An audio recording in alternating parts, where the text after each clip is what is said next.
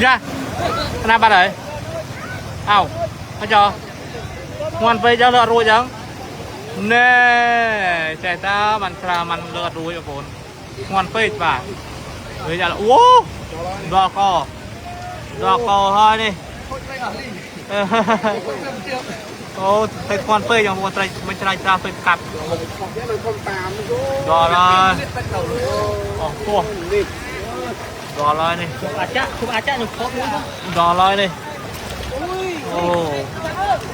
mọi một bao con này pin lên rồi đo lại đi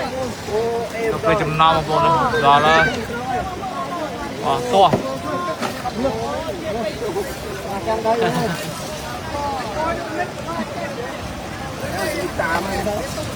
đo là một mà bòi mà bòi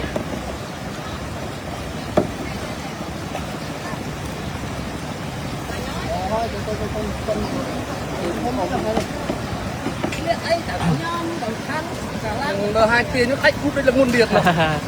đi biết khách cút anh ấy sẽ công ty